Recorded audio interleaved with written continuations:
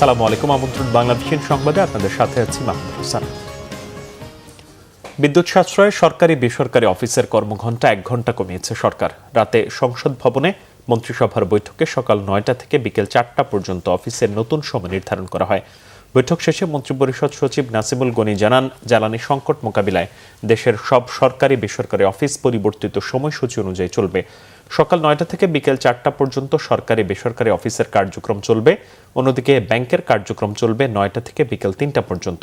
এছাড়া shopping mall খোলা থাকবে সন্ধ্যা 6টা পর্যন্ত। আর শিক্ষা প্রতিষ্ঠানের বিষয়ে রবিবার নির্দেশনা দেওয়া হবে বলেও জানান মন্ত্রিপরিষদ সচিব। তিনি জানান, সরকারি ব্যয় সংকোচনের সিদ্ধান্ত নেওয়া হয়েছে, তাই নতুন যানবাহন কেনা হবে না। অর্ধেক করা হয়েছে আপ্যায়ন ব্যয়। কোনো উৎসবে আলোকসজ্জা করা যাবে না।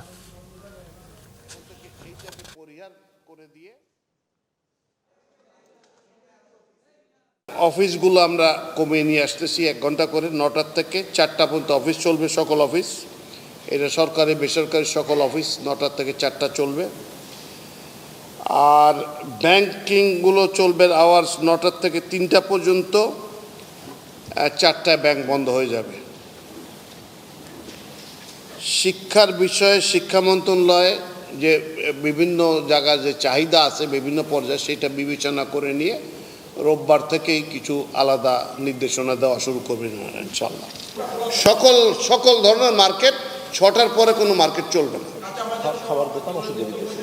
খাবার দোকান, ওষুধের দোকান, এইরকম জরুরি যেটা অত্যাবশ্যক সবার সবসময় যা থাকে সেগুলা খোলা থাকবে। দেখেন, যুদ্ধটা না থামলে মেজরিটি তেল, আমাদের 80% তেলই আসে মধ্যপ্রাচ্য থেকে, অন্যান্য জায়গা থেকেও আসে। এখন সেসব জায়গা থেকে আসা শুরু করবে। পাবনার সাথিয়ায় বজ্রপাতে 3 কৃষকের মৃত্যু হয়েছে। গতকাল উপজেলার আলাদা এলাকায় এই ঘটনা ঘটে। নিহতরা হলেন উপজেলার পুন্ডুরিয়া গ্রামের আকরাম হোসেন, সোনাতলা বাজারপাড়ার আবু সাইদ ও ধুলাউড়ি বারওয়ানি গ্রামের আব্দুল কুদ্দুস। পুলিশ জানায়, আকরাম হোসেন বিকেলে তার বাড়ির পাশে পুন্ডুরিয়া শ্মশান ঘাট এলাকায় গরুর ঘাস কাটতে যান। এ সময় কোনো বৃষ্টি না থাকলেও তার ওপর বজ্রপাত হয়। স্থানীয়রা তাকে উদ্ধার করে বেড়া উপজেলা স্বাস্থ্য কমপ্লেক্সে নিয়ে গেলে তিনি মারা গেছেন বলে জানায় চিকিৎসক। অন্যদিকে মাঠে পেঁয়াজ তুলতে গিয়ে হঠাৎ বজ্রপাতে ঘটনাস্থলেই মৃত্যু হয় আবু সাইদের। আর কৃষক আব্দুল কুদ্দুস মাঠ থেকে পেঁয়াজ নিয়ে বাড়ি ফেরার পথে বজ্রপাতে তার মৃত্যু হয়। তাদের 3 জনের এমন মৃত্যুতে ওই এলাকায় শোকের ছায়া নেমে এসেছে। পঞ্চগড় সহ উত্তরের 5 জেলায় বেড়েছে চায়ের উৎপাদন। উৎপাদনের দিক থেকে টানা পঞ্চমবারের মতো দ্বিতীয় অবস্থানও ধরে রেখেছে অঞ্চলটি। মৌসুমের শুরুতে কাঁচা চা পাতা বিক্রি হচ্ছে রেকর্ড সর্বোচ্চ 38 থেকে 40 টাকা কেজি দরে। এতে খুশি চা চাষিরা। তবে সার বরাদ্দ নিয়ে দুশ্চিন্তার কথা জানিয়েছেন বাগান মালিকরা। পঞ্চগড় থেকে মোশাররফ হোসেনের তথ্য ছবিতে নাজমুল নিশানের ডেস্ক রিপোর্ট। দীর্ঘ 2 মাস বন্ধ থাকার পর পঞ্চগড় সহ দেশের উত্তর অঞ্চলের 5 জেলার সমতল ভূমিতে চায়ের উৎপাদন শুরু হয়েছে।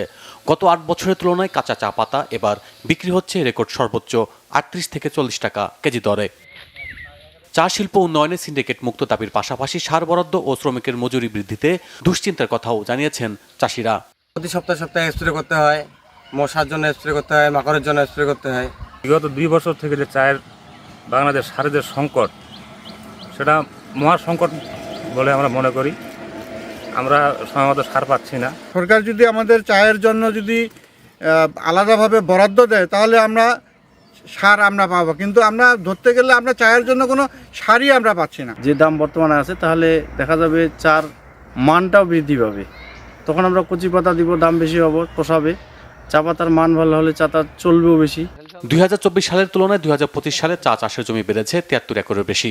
পঞ্চগড় জেলায় 30টি ও ঠাকুরগাঁও জেলার 1টি কারখানা চালু রয়েছে। তবে চাষিরা ভালো মানের চা পাতা দিলে ভালো চা তৈরি সম্ভব বলে মনে করছেন কারখানা সংশ্লিষ্টরা। কৃষকরা অনেক ভালো দাম পাচ্ছে চায়ের। আশা করি এইভাবে যদি কৃষকরা ভালো দাম পায় তাহলে কৃষকরা এই চা আবাদে আগ্রহ ফিরে পাবে এবং সামনে উৎপাদন আরও বাড়বে। চা পাতার মান বৃদ্ধি এবং দাম ধরে রাখতে কাজ করে যাচ্ছে জানিয়েছে চা বোর্ড। রাসায়নিক সারের যে বরাদ্দ এবং ভর্তুকি মূল্যে যে রাসায়নিক সার প্রয়োজন চায়ের জন্য, সেটি সরকারিভাবে সিদ্ধান্ত নিয়ে বরাদ্দ দেওয়ার জন্য আমরা আশাবাদ ব্যক্ত করছি। মানের সাথে চাষিদের ন্যায্য দাম নিশ্চিত করা গেলে চা শিল্প উত্তর অঞ্চলের অর্থনীতিতে শক্তিশালী ভূমিকা রাখবে বলে মনে করছেন সংশ্লিষ্টরা। Bangla vision news desk. এবার আন্তর্জাতিক প্রসঙ্গ। ইরানে যুক্তরাষ্ট্র ইসরায়েলের যৌথ হামলার ৩৫তম দিনে গোলাবর্ষণের তীব্রতা বেড়েছে। বৃহত্তম সেতু কারাজ আর ইস্পাত কারখানায় বিমান হামলায় ১০০ ছাড়িয়েছে হতাহতের সংখ্যা। বেশি দেরি হওয়ার আগেই তেহরানকে সমঝোতায় আসার আহ্বান জানিয়েছেন মার্কিন প্রেসিডেন্ট ডোনাল্ড ট্রাম্প। এমন অবস্থায় বরখাস্ত করা হয়েছে মার্কিন সেনাবাহিনীর চিফ অব স্টাফ র্যান্ডি জর্জকে। ইরানকে প্রস্তর যুগের দশায় নেওয়া হবে। যুক্তরাষ্ট্রের প্রেসিডেন্ট ডোনাল্ড ট্রাম্পের এই হুমকির ২৪ ঘন্টা না যেতেই মার্কিন বিমান হামলায় ধসিয়ে দেওয়া হয়েছে আলবর্জ প্রদেশে বৃহত্তম সেতু কারাজ। উদ্ধার তৎপরতার জন্য স্থানীয় জনগণ আর জরুরি সেবা কর্মীরা সেতুর ধ্বংসস্তূপে জড়ো হলে দ্বিতীয় দফা হামলা হয়। এরপর মার্কিন প্রেসিডেন্ট তেহরানের উদ্দেশ্যে সামাজিক মাধ্যমে বলেছেন, বেশি দেরি হওয়ার আগেই সমঝোতায় আসার সময় এটি। ইরান নিয়ে ট্রাম্প বারবার অবস্থান পাল্টানোর বিরক্তি প্রকাশ করে তাকে কথা কম বলতে বলেছেন ফ্রান্সের প্রেসিডেন্ট ইমানুয়েল ম্যাক্রো। এদিকে ইসরায়েল ছাড়াও সৌদি আরব, কুয়েত সহ মার্কিন ঘাঁটি থাকা মধ্যপ্রাচ্যের দেশগুলোয় ক্ষেপণাস্ত্র আর ড্রোন হামলার জবাব দিয়ে যাচ্ছে ইরান। হরমুজ প্রণালীতে কাসেম দ্বীপের কাছে মার্কিন যুদ্ধবিমান ভূপাতিত করার দাবি করেছে ইরানের বিপ্লবী গার্ড বাহিনী আইআরজিসি। তবে তা অস্বীকার করেছে মার্কিন সামরিক বাহিনীর সেন্ট্রাল কমান্ড। খেলার খবর ফুটবল। পোল্যান্ডের বিশ্বকাপে ফেরার স্বপ্ন ভঙ্গে মন ভেঙে গেছে রবার্তো লেভানডোভস্কির। সুইডেনের কাছে ইউরোপ অঞ্চলের বিশ্বকাপ বাছাইয়ের প্লে অফ ফাইনাল হারের পর আন্তর্জাতিক ক্যারিয়ারের ইতি টানার আভাস দিয়েছেন পোলিশ অধিনায়ক। স্টকহোমে মঙ্গলবার রাতে সুইডেনের বিপক্ষে প্রথম দুইবার পিছিয়ে পড়ে ঘুরে দাঁড়ায় পোল্যান্ড, কিন্তু নির্ধারিত সময়ে 2 মিনিট বাকি থাকতে পোলিশদের সব আশা গুড়িয়ে দেন সুইডিশ স্ট্রাইকার ভিক্টর ইয়োকেরেশ।